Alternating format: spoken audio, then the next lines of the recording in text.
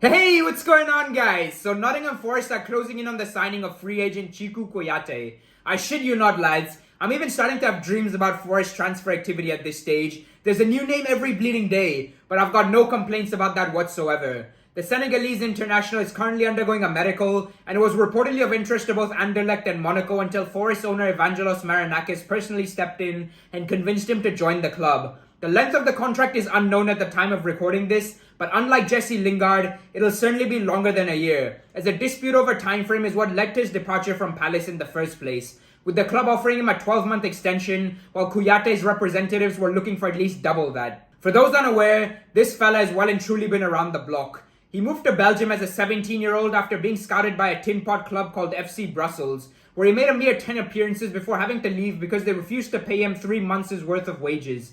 Unsurprisingly, they eventually went bust in 2014 due to financial issues and now ceased to exist. While this was a dagger blow for Kouyate at the time, it eventually proved to be a blessing in disguise as he ended up at Anderlecht, who swiftly sent him out on loan for a year domestically before integrating him into their first team squad. They went on to win 4 league titles in 5 years together, and his individual performances sealed him a move to the Premier League, where he spent close to a decade in London with West Ham United and Crystal Palace. With 8 years of English top-flight football under his belt, alongside appearances in the Champions League, World Cup, Olympics and AFCON, the man will be bringing the type of experience which the majority of his teammates at Forest simply do not have. Couple this with the fact he'll provide a huge physical presence in the middle of the park.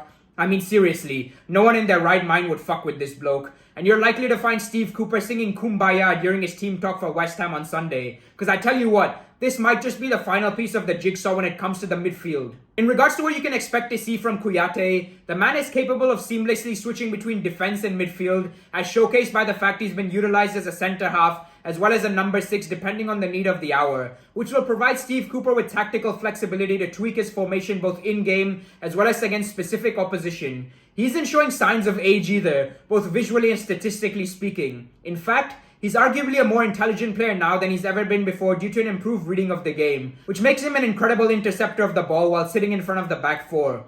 He also continues to be strong in the tackle and is nigh on unbeatable in the air too. While he admittedly isn't the most proficient in possession, his sheer athleticism, engine and power allows him to be involved and play further up the pitch in a box-to-box role when required, and has seen him be a serious attacking threat in the past, with goals to his name against the likes of Arsenal, Man United, Tottenham and Chelsea. Although it should be added that he hasn't been getting on the score sheet in recent times due to his deeper positioning.